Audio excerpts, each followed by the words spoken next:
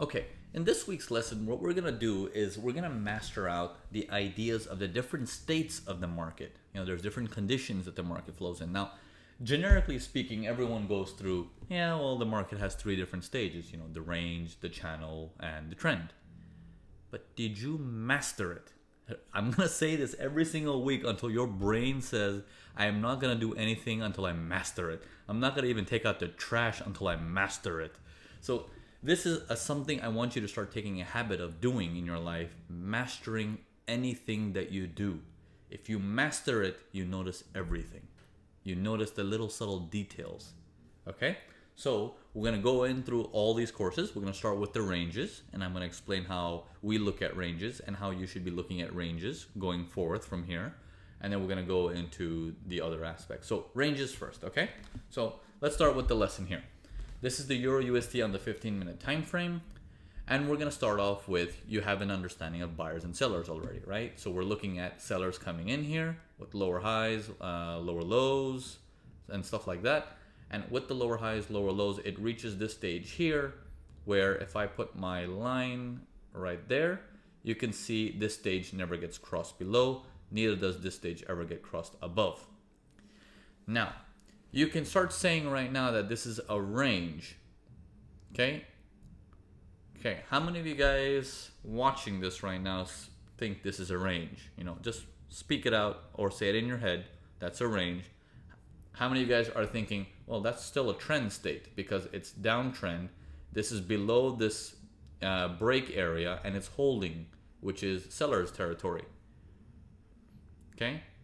How many of you guys might thinking, well, if I look at this like that, it almost looks parallel. Like, oh man, that's a channel. Different perspectives. And they all could be correct. It's how your perception of the market goes that makes the difference, right? So if it's your perspective against my perspective against a third person's perspective, then one of us has to be right. And then next time we do this, again, one of us has to be right because someone's going to be wrong, right? It's always going to be in that cycle. So it's just an opinion of perspectives. But what I'm going to do is I'm going to give you my perspective on how I see things, and I want you to try it out. Okay? Everything I always teach you guys is don't take my word for it. Go do it. Just get into it. Okay? So let's take a look at this again. So here comes the downtrend, pulls back, downtrend again, very weak, very gradual, and then it dips below. Once it dips below, it maintains grounds below this area. I personally look at this as still trend mode, and this is a miniature range. A miniature range is basically looking at this. Basically, imagine if you're looking at this on a different time frame. Okay, we're going to discuss time frames as well. That's one of the topics in your course coming up. So imagine if you're looking at a different time frame. Notice how big this would look if you were looking at this on a smaller time frame. Notice how tiny it's going to look if I go up a time frame. Right? So what does it mean to you then if I go up to the 1 hour? What does it mean to you then if I go down to the 5 minutes?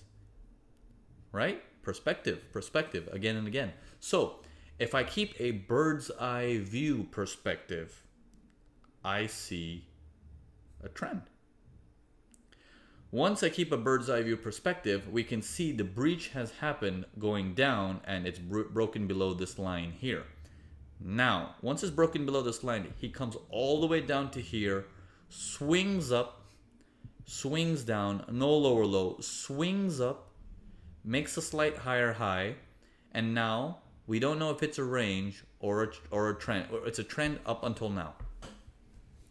And then we start noticing certain conditions like, okay, this was the lowest point, which had no lower low from this guy. Okay, so that's the lowest point right there. And for the highest point, that's the highest point because we went above this guy and we held above there. So that's the highest point up there. Okay, but going forth, the market comes down a bit, goes up again, comes down a bit. Now he hasn't gone below this, he hasn't gone above that. But we don't know it's a range yet until we see some data. Now, one of the data that we're going to see at this stage is, oh, look at this. He just dips right below. It's like, oh, he's breaking. The trend resumes. But once the trend comes back, Now, what I like to see are fakers. You see earlier, when I see stuff like this happen, there was no faker. He held below. Here, he's holding below, but even below the below, if you want to put it that way, he made a faker, which means we're now working with something that has power on both sides, which means power on this guy who's saying, we're going to sell everything we got. You know, we got power from this guy saying, you ain't coming down here. Every time you come down, I'm going to smack it back up. Now we're working with touch number 1, touch number 2, and incident number 3. Now, generally, people need 4 touches for a range. But I'm going to teach you how to do this with 1 touch, 2 touch, incident number 3, with all this information ahead of time. Okay? You have to read all that information to get to this stage. Once you get to that stage, now you're stalking it like a hawk. So, as a range trader, how do you trade ranges? We got 1, we got 2, we got 3. So obviously on the 4th point, we're going to be hitting the sells, right? So let me drag this all out. And then it's like, let's take a look at this here. Now, how come the sell doesn't activate from there? That's a range. The sell should work. Now, if you remember from the previous lesson, what we talked about, the fading concept of if that buyer is coming up super hot, pulls back only 15%, and comes in even hotter, you think he's willing to give up his throne? Is that rubber band man tired at all to you? Keep that in mind. Keep that in mind.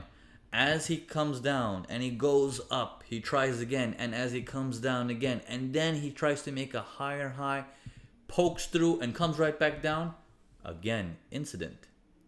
Okay, we're going to be talking about probes and all this stuff in one of the lessons, and it's a very, very interesting lesson. I think that's going to be towards week 5 or 6 or something like that. Very interesting area.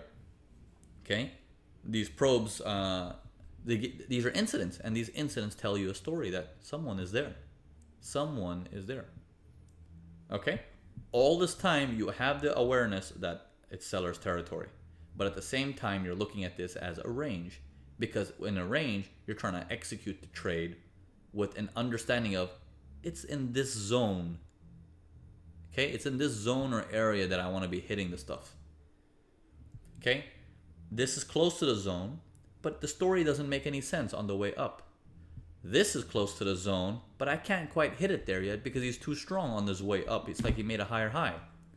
But the moment he crashes right back down, right there, it's like, aha, gotcha. Now I know what's going on. I have a better understanding of what's going on. So now we're working with a sell side. Now, you might be able to argue with me that, Naveen, isn't that a little mini range there? Yes, but we're not looking at it as a range in those sequences, not these little bitty tiny ranges. Remember that. We're not working with stuff like that. We're working with a range that has some data in it. Okay, we're working with a trend that has some data in it. Leave out the minuscule stuff, the little itty bitty tiny stuff. Leave them out. Get an idea like a bird's eye. Be the eagle in the sky. Okay, once that thing starts coming down, you start seeing that, okay, now that I know the sequence, the flow, and I put together my story of the sellers and buyers, I put together a story of the fading out of the momentum of the buyers.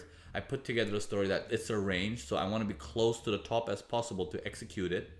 You put all that together, and you now increase your ability to hit the trade as far away from death as possible, because this is death down here. Because right around here, at the bottom of the range, you don't want to be activating your sells here trying to chase the market. That's the worst spot to do it. But unfortunately, a lot of people in the industry do this. They hit it only once it starts to move. Right? So do you guys agree with me now? Anticipate, don't participate. If you participate, horrible prices. Horrible, horrible prices. Anticipate. Anticipate. Okay? So let's move on to some examples for this.